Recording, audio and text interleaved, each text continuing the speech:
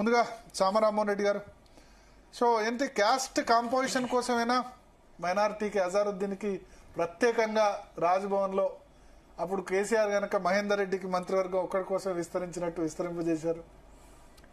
భరత్ గారు, ముందుగా మీకు అండ్ ప్యానల్ ఉన్న మేడంకి, అదేవిధంగా జీ తెలుగు ప్రేక్షకులందరూ కూడా గుడ్ ఈవినింగ్. ఎవరు ఎన్ని అనాలిసిస్లు చెప్పినా, ఎవరు ఎన్ని సర్వేలు చేసినా, ఒక బేసిక్ ఫండమెంటల్ రాజకీయంలో ఒక ఓటర్ ఏం చూస్తాడు అనంటే గతంలో ఉంటున్నటువంటి దానికంటే ఇప్పుడు పాలన బెహతర్ ఉందా లేదా అనేటటువంటి మాత్రం కంపేర్ చేసుకుంటాడు.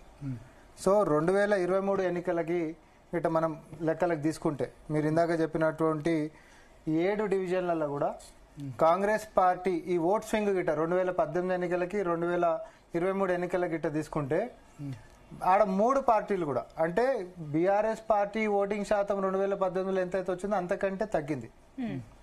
ఎంఐఎంది కూడా అంతకంటే తగ్గింది, బీజేపీది కూడా అంతకంటే తగ్గింది. కానీ కాంగ్రెస్ది అప్పుడు పెరిగింది 2023లో. మేము ఓడిపోయినప్పటికీ కూడా మా యొక్క స్వింగ్, ఓట్ స్వింగ్ అనేటటువంటిది మాది పెరిగింది.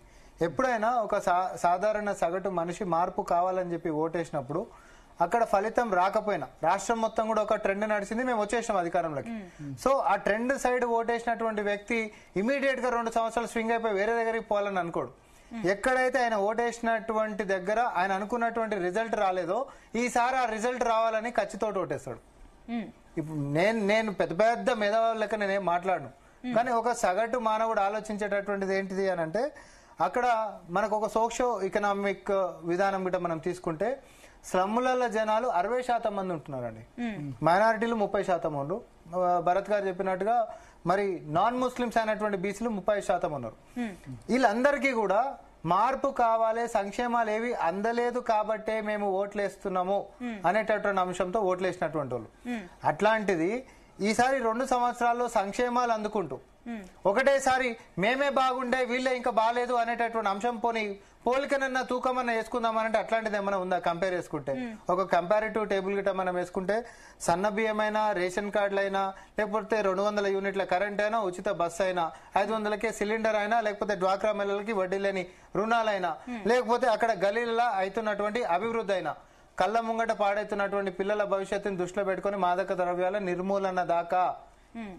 అంతేకాదు ఈరోజు ప్రకృతిని కాపాడడానికి ప్రభుత్వం చేస్తున్నటువంటి కృషి హైడ్రా దాకా కూడా బూటకపు ప్రచారాలతో ముందుకు సాగుతున్నటువంటి బీఆర్ఎస్ బీజేపీల యొక్క కుట్రని మా కాంగ్రెస్ పార్టీ కంటే సగటు ఓటరే జూబ్లీస్ లో బుద్ధి చెప్పబోతుండో ఆన్ రికార్డ్ నేను చెప్తా ఉన్నా. ఎందుకు అనంటే మీరు డివిజన్ వైజ్ చూస్తే సార్, రహమత్ నగర్ లో మొన్న జరిగినటువంటి ఎన్నికలలో ఎవరైతే గోపీనాథ్ గారు గెలిచినప్పుడు 54% బీఆర్ఎస్ కి వస్తే 32% మాత్రమే కాంగ్రెస్ పార్టీకి వచ్చినాయి. అట్లాంటిది ఈరోజు రహమత్ నగర్ ఇందాక సర్వే అనండి, మధ్యకాలం ఎవరు మాట్లాడుకున్నా లీడింగ్ ఎవరు కాంగ్రెస్ పార్టీ మాత్రమే కనిపిస్తుంది. అక్కడ స్వింగ్ పడిపోతుంది కాదు, మేము లేస్తున్నటువంటిదే ఉంది.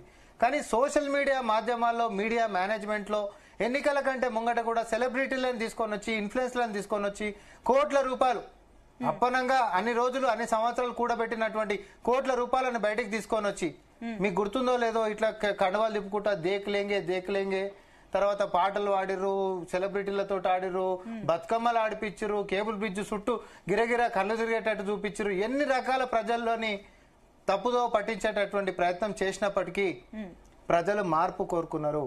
మరీ ముఖ్యంగా హైదరాబాద్ లో ఈ యొక్క ప్రచారం ఏదైతే ఉండనో అది ఖచ్చితంగా ఓటర్లని ఇన్ఫ్లుయెన్స్ చేసింది. ఏమో బీఆర్ఎస్ మలగిట్ వస్తుందేమో, ఓటు ఎందుకు వేరే దిక్కు పోవాలి అనుకునేటటువంటి వ్యక్తులు కూడా కాంగ్రెస్ పార్టీ అధికారంలోకి వచ్చిన తర్వాత 3 మార్చుకునేటటువంటి అవకాశాలు ఎక్కువ ఉంటాయి. ఇది ఇట్లుంటే హైదరాబాద్ లో అసలు బేసే లేదు, మా కనీసం డిపాజిటే లేదు, ఒక సీట్ కూడా లేదు అనేటటువంటి దుష్ప్రచారం నుంచి మొన్న జరిగినటువంటి కంటోన్మెంట్ బై ఎన్నిక ఏదైతే బైపోల్ జరిగిందో ఆడ కూడా ఇంతకంటే ఎక్కువ ప్రచారమే చేశారు కదా. ఆడ ఏడికెంచి వస్తుంది? ఆడ కూడా బీజేపీ ఎంత కృషి చేయాలనో అంత కృషి చేసింది, బీఆర్ఎస్ ఎంత కృషి చేయాలనో అంత కృషి చేసింది. 20 ఏళ్ల సంది ఒకటే ఎమ్మెల్యే ఉండు, సెంటిమెంట్ తోటి అక్కడ రావాల్సినటువంటి అంశాలు ఉండే, ప్రగతి చాలా చేసినాం ఎన్ని చెప్పినప్పటికీ ఒకసారి ప్రభుత్వం నడుపుతున్నటువంటి మా దగ్గర కాంగ్రెస్ పార్టీ అభ్యర్థి గెలిచినటువంటిది నేను ఒకసారి గుర్తు చేస్తాను. అంటే అది స్టార్టింగ్ స్టేజ్ లో కదా, మీరు పవర్ లోకి వచ్చిన స్టార్టింగ్ స్టేజ్ లో మీరు అప్పుడు సరే కంటోన్మెంట్ లో మీకు వచ్చింది, బట్ ఈ 2 సంవత్సరాల్లో మీరు వ్యతిరేకత కూడా మూటగట్టుకున్నారు కదా.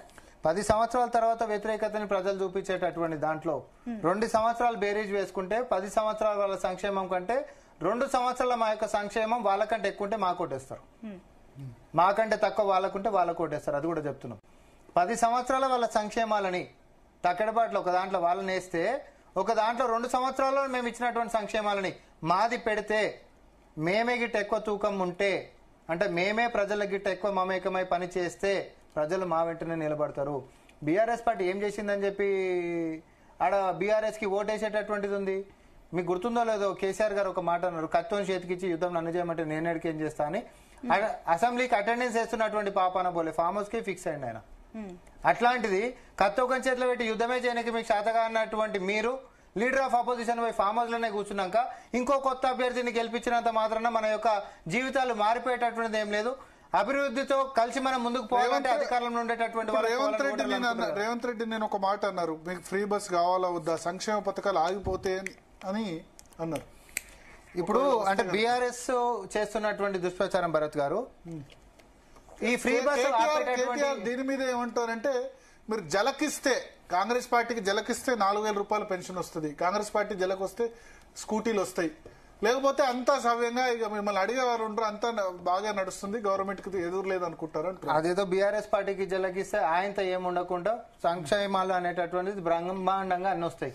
ఎందుకంటే అడ్డుపడుతున్నటువంటిది, ప్రజలకు అందనీయకుండా చేస్తున్నటువంటిది, తప్పుడు ప్రచారాలు చేస్తున్నటువంటిది, ఉచిత బస్సు లాంటి ఏమంటారు సంక్షేమాలని ఆపేటటువంటి ప్రయత్నాలు చేస్తున్నటువంటిది బీఆర్ఎస్ పార్టీ. కాబట్టి ఒకసారి సీఎం